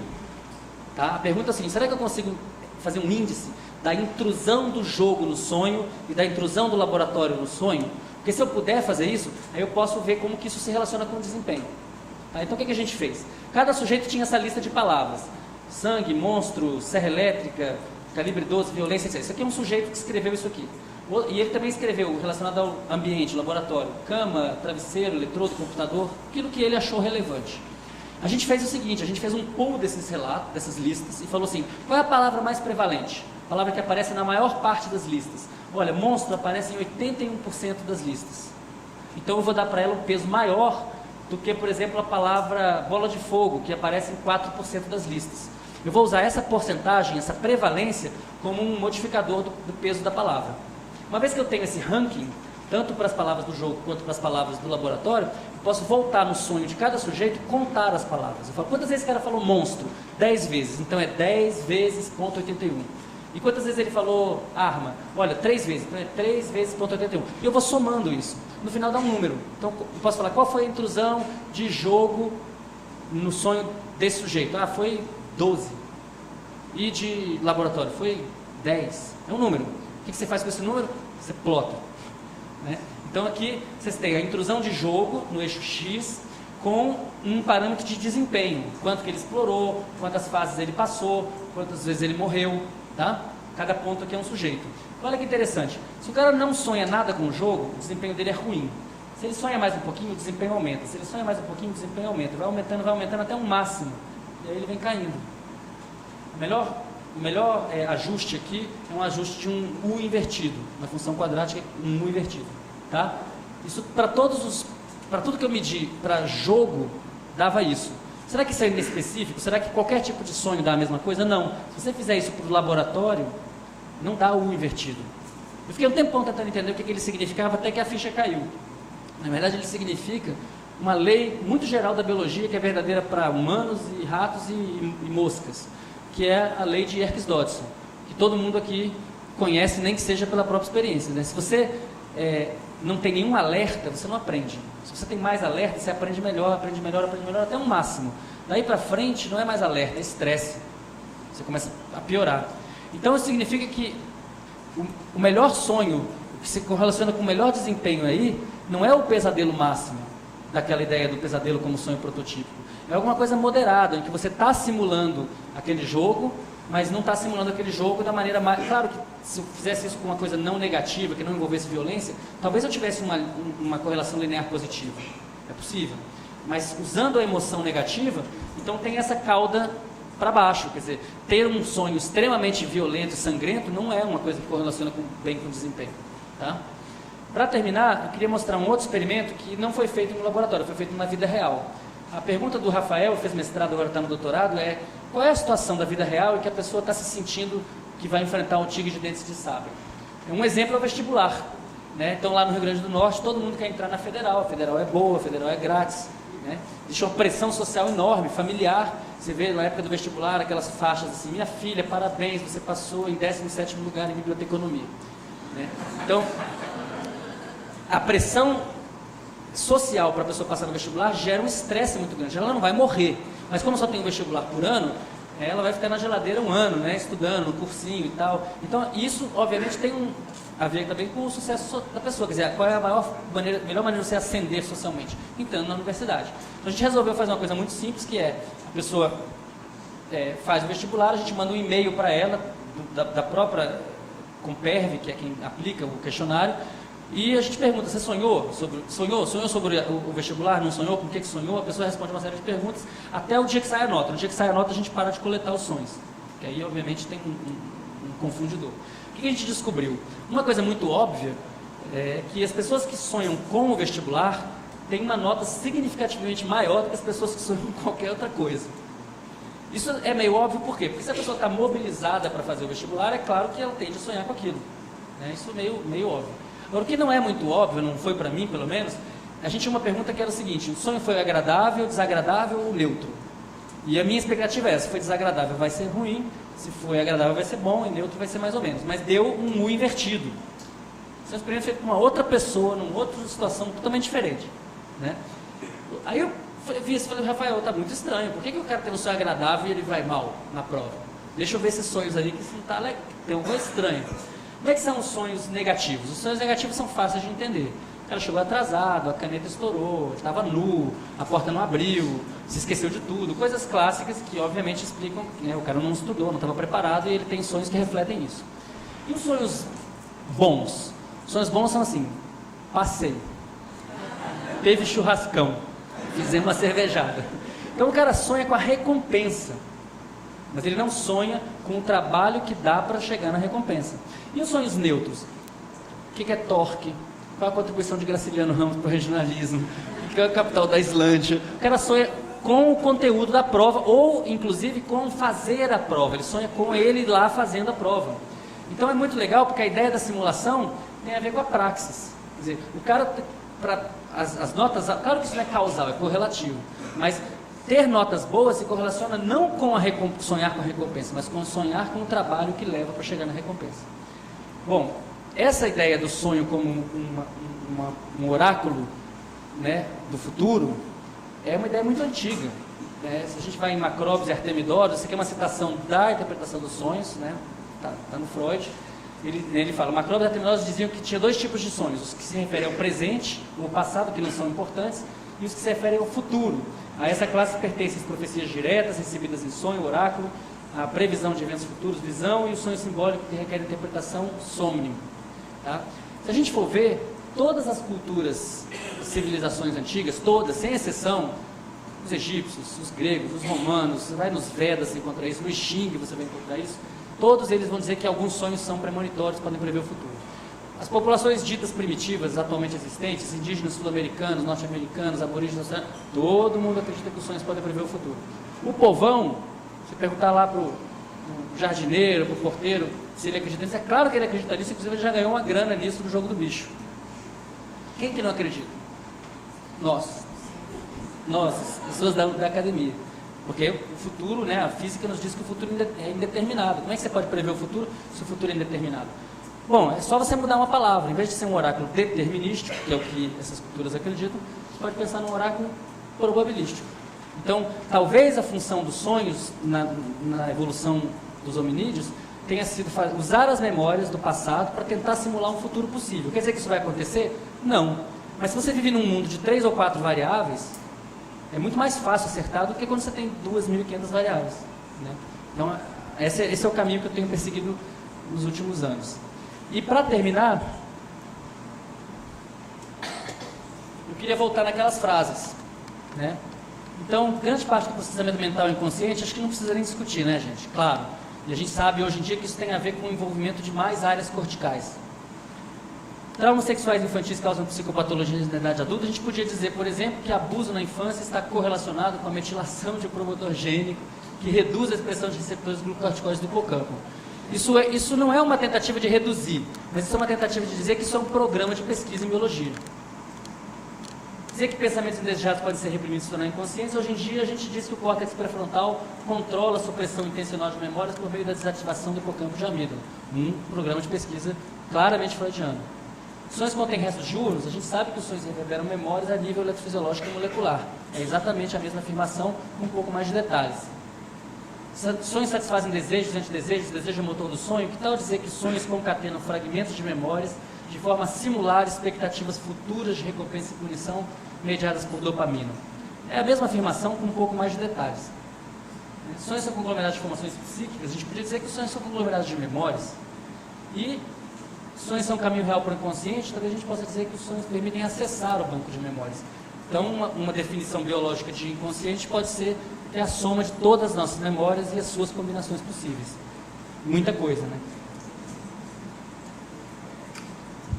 Então, para terminar, aqui a gente tem, esse é o último slide, eu prometo, a gente tem aí um panteão dos nomes que qualquer estudante de pós-graduação em neurociências tem que estudar, né? Muito do que a gente falou aqui está ligado a Darwin, está ligado a uma conjectura, uma narrativa evolucionista, né? Muito do que a gente falou aqui está ligado a Carral, ao neurônio, o próprio Golgi, Helmut Bloller, Leu, William James, Pavlov, todos esses nomes são nomes que um bom aluno de doutorado em neurociências deveria conhecer e estudar. Mas ele não tem uma grande ausência aqui, né? E essa ausência, ela pode ser preenchida com essa citação do Lawrence. Né? O Lawrence, quando terminou a Segunda Guerra Mundial, ele foi preso por ser um colaboracionista nazista, ficou 2 anos e pouco preso numa prisão soviética na Armênia.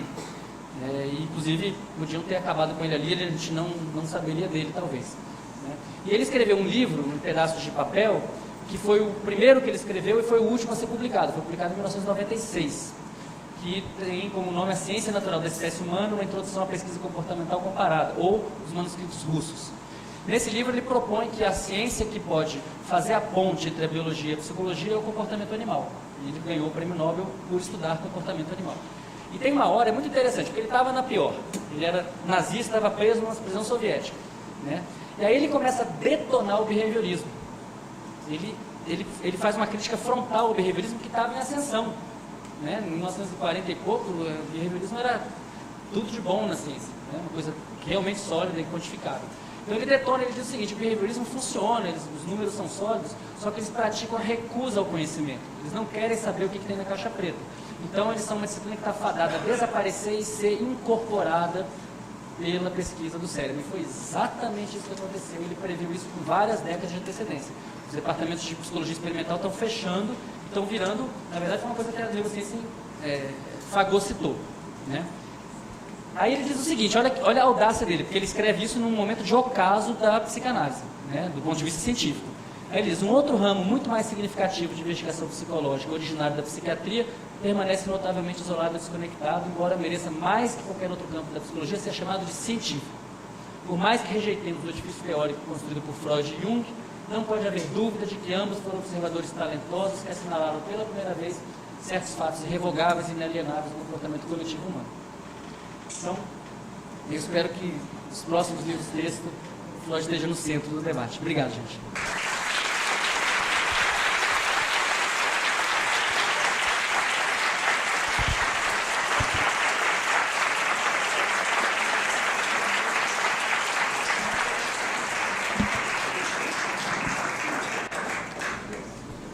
Vocês têm questões para o Siddhartha?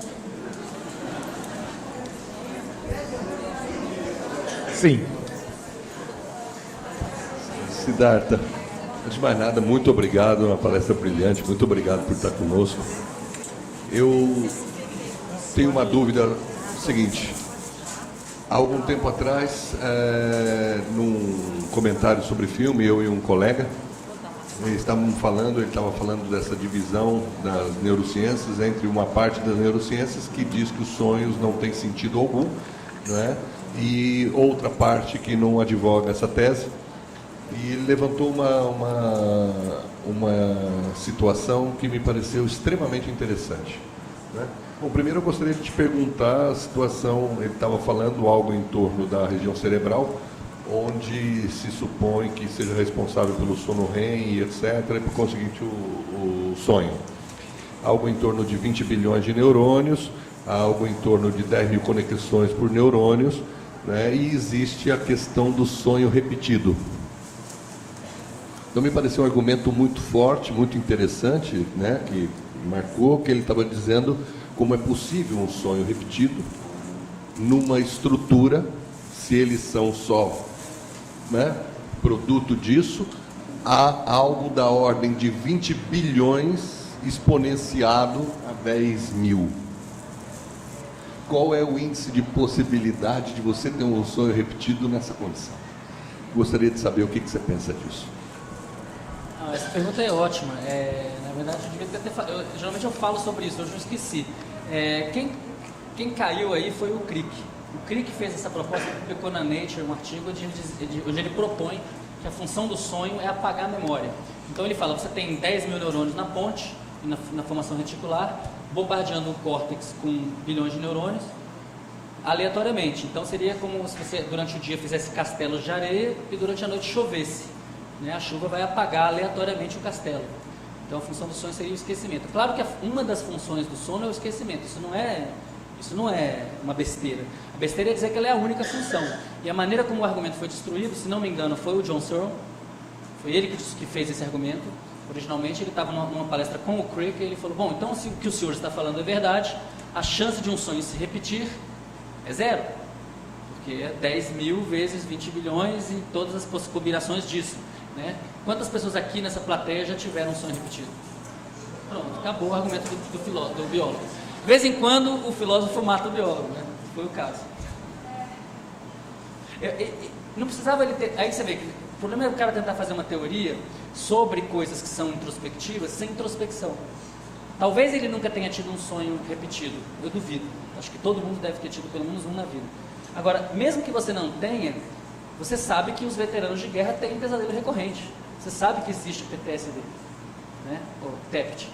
Então, se você sabe disso, como é que você pode propor uma teoria de que os sonhos são aleatórios? Agora, isso é uma coisa muito recorrente na biologia, e que eu acho que provém de uma angústia, que é o fato de que se os sonhos fossem aleatórios, a gente não teria nenhum que se responsabilizar pelo seu conteúdo eventualmente constrangedor, né?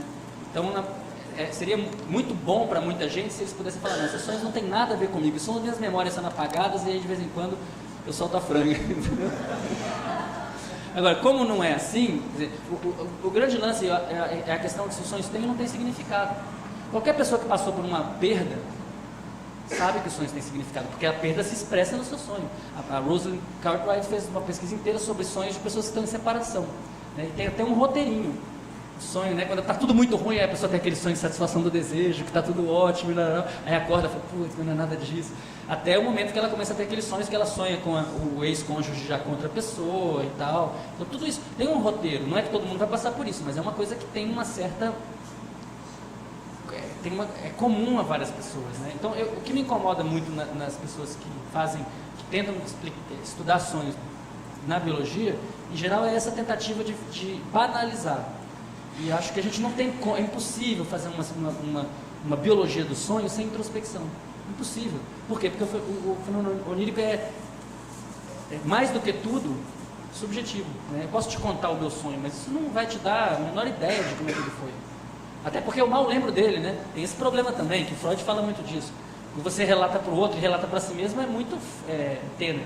Uma coisa que está ficando importante agora, nos últimos poucos anos, até o Bob Stickle era um cara anti-sonho, agora ele está estudando, está interessado. É o estudo dos sonhos ou da mentação do sono de ondas lentas. Porque por muitos anos, a partir do trabalho do Foucault, não, o sono de ondas lentas não tem nada. Mas não é verdade. Se você acorda a pessoa no sono de ondas lentas, ela tem conteúdo mental. Ela não tem imagem, não tem filme. Não tem filme, mas tem pensamentos. E esses pensamentos têm a ver com as tarefas que a pessoa está fazendo. Tem um trabalho na Current Biology do ano passado, no Stickle, onde eles têm a pessoa navegando no labirinto, não tem nada de negativo, tá? E aí eles separam as pessoas em dois grupos, os que têm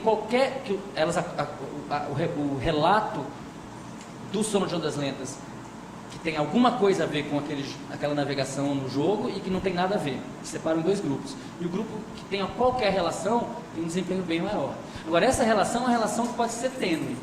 Quer dizer, não é que o cara sonhou com um labirinto, estava fazendo a tarefa, pode ser uma coisa muito metafórica, muito distante, mas que ainda assim guarda relação com aquele objeto.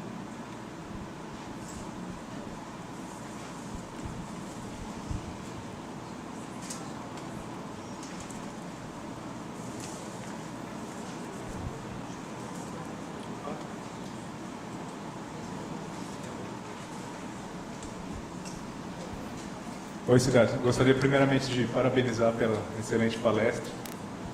Bom, se os sonhos eles são uma oportunidade de prever o futuro, né, de a gente ter essa arena de simulação e de uma maneira probabilística prever o futuro, né, é estranho pensar como que os sonhos, na verdade, nós não temos controle sobre eles, né, como se fosse um carro desgovernado e que muitas vezes, inclusive, a gente se vê no sonho, como se fosse em terceira pessoa, né, o sonho. Isso alguns estudos dizem que tem um pouco a ver com a desativação do córtex pré-frontal durante o sono REM. Não sei se isso tem sido corroborado de uma maneira mais sistemática, né? Mas o que eu fiquei pensando é que se isso realmente tem um valor adaptativo, no caso dos sonhos lúcidos, por exemplo, em que você toma o controle do sonho, a maior incidência desses sonhos lúcidos talvez não traria uma simulação mais efetiva dessa realidade, e talvez se essa pessoa conseguisse sistematicamente ter sonhos lúcidos, ela não poderia montar um programa de treinamento aí das futuras atividades, né? Esse é um tema polêmico, né, na psicanálise, porque muita gente vai dizer, não, mas o sonho não deve ser perturbado, você não deve tentar tomar consciência do seu sonho. O sonho tem sua função, deixa rolar. Por outro lado, tem gente, Daniel Erlacher, na Alemanha, agora ele está na Suíça, fez um experimento que é muito interessante, onde ele faz isso, ele treina a pessoa para uma habilidade, que no caso é jogar moedas num copinho. Né? E você pode ser treinado, você melhora, você vai ficando cada vez melhor em jogar moedas num copinho. E aí ele coloca a pessoa vem para o laboratório, dorme, e aí ela treina essa habilidade no sonho, conscientemente, porque eles trabalham com pessoas que são sonhadores lúcidos frequentes.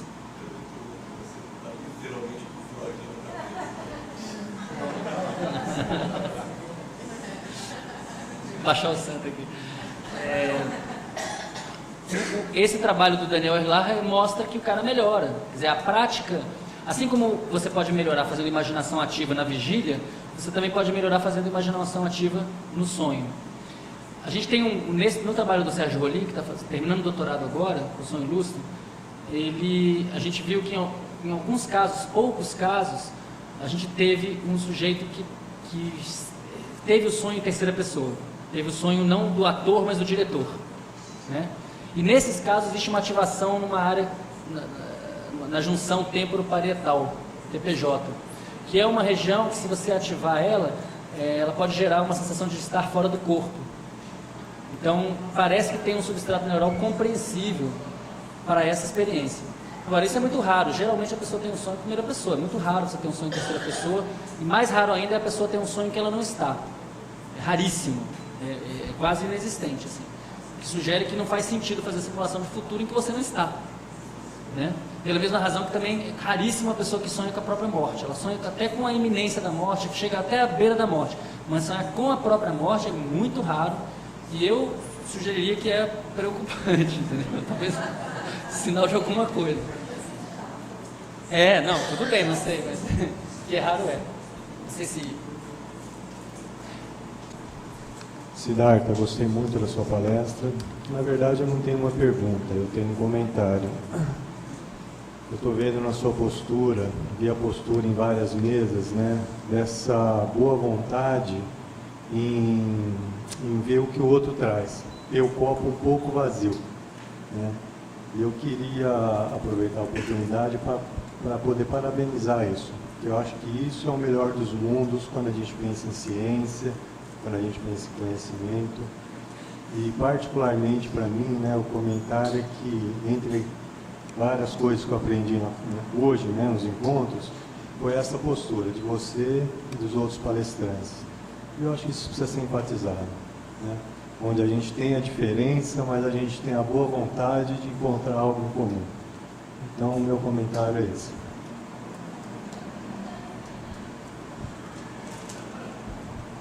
Não, legal. Eu acho que mais do que boa vontade, eu acho que é uma questão de humildade. A gente sabe muito pouco, a gente sabe quase nada. Talvez daqui a 100 anos a gente olhe para essa época de agora e fale, nossa, imagina, os caras tinham acabado de descobrir a internet. Então, essa precariedade, quer dizer, a neurociência é uma coisa muito grosseira.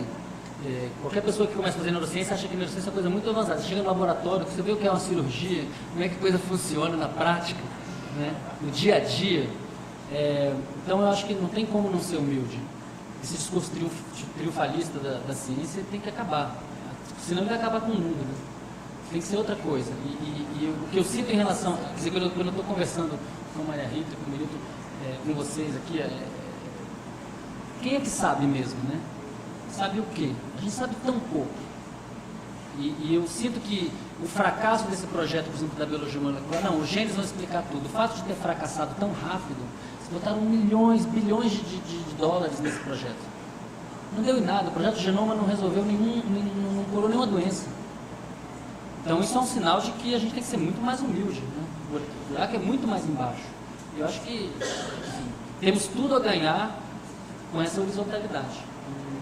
Não vejo de outra forma. Um comentário muito curto, mais do que pergunta. Acho que queria me sumar os outros colegas, aos organizadores desse evento. Acho que essas ousadias, né, de juntar um injuntável, eventualmente, essa história da convergência, talvez seja um reflexo do que nós somos. Eu acho que esse evento representa a nossa natureza humana. E eu acho que esse é o grande bem que está sendo cultuado aqui, quer dizer, essa possibilidade de opiniões divergentes, convergentes, conflitantes, é o que a gente tem que exercer no nosso dia a dia, de maneira consciente ou inconsciente. Quando se fala alguém que faz isso e não sabe que ao fazer beneficia, produz conhecimento, etc. Eu acho que esse é o nosso dia a dia. Esses personagens que está colocando aqui, você nesse momento, cada um de nós escutando ou não, representamos essa natureza humana. Que em vários momentos da história da humanidade se vem oscilando conforme poder, feudos, dinheiro, o que for. A produtividade associada com conhecimento que pode ser de uso bélico ou eventualmente para cura de doenças e assim por diante. Tem talvez 3 ou 4 momentos que, pelo menos na minha cabeça, falam dessa necessidade de convergência. Snow, quando fala das duas culturas, acadêmica ou científica e literária, e o porquê o não conflito entre elas. Consciência em Edward Wilson, quando fala da necessidade de convergência entre ciências naturais, exatas e humanas. Esse é um projeto conciliante, um termo de 1800 e tantos dos filósofos, né? A conciliência talvez não existe em português, concilians, mas é a necessidade de ter essa convergência. E mais, dos anos 70, estava mencionando Kuhn, quando fala da estrutura das revoluções científicas, que é justamente a quebra dos dogmas e a maneira como a ciência se faz montar no quebra-cabeças. São pequenas peças que na nossa cabeça fazem sentido, talvez na cabeça dos outros não fazem, mas uma vez que o feudo é destruído, infelizmente você cria um outro dogma que tem que ser destruído novamente, e essa é a dinâmica, digamos, do pensamento humano. A outra dissociação innecessária, desnecessária, é a ciência e arte. Quer dizer, curiosamente, eu prego uma neuroarte no sentido de que ciência e arte não tem nenhum tipo de conflito, ou nunca teve, talvez hoje menos, mas mesmo assim se tenta separar o que é inseparável, o que é da nossa própria natureza. Então, parabéns a você e, obviamente, a todos aqui congregados.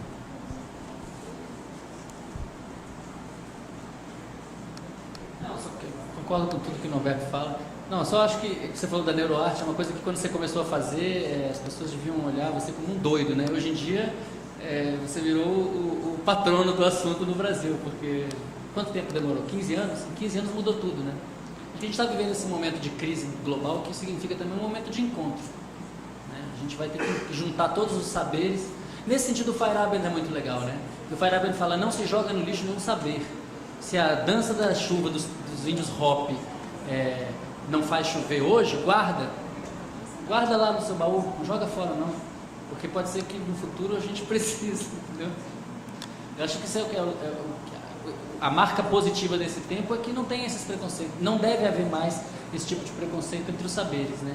E com isso a gente tem que sair da ciência, inclusive sair da academia como um todo, né? Eu acho que a gente tem muito preconceito com a religião, só que a maior parte das pessoas do mundo é religiosa. Como é que a gente vai lidar com isso? A gente vai... Toda essa coisa do DOCS, de detonar e essa coisa muito agressiva, que tem a ver com o contexto dos Estados Unidos, por exemplo, eu acho que ela tem que ser negociada de outra maneira. Tem que ser negociada com a ciência tem que ser mais tolerante também. Não para aceitar a sacanagem, a opressão política dos republicanos evangélicos. Não. Mas acho que tem que ser mais tolerante com a crença das pessoas. Tem que ser respeitado isso daí, né? Porque bem ou mal, todo mundo vai morrer, né? Então, não sei, né? Eu acho que não, eu acho que a gente morre, mas o que eu sei, né? O Trump, meu Deus. Você falou da cultura, que nada se perde, é o que eu penso no psiquismo. Nada se perde no psiquismo. Tudo pode até se transformar, se ligar de outro jeito, mas do nascimento até a morte, nada se perde, está tudo lá, né? Enfim, só me ocorreu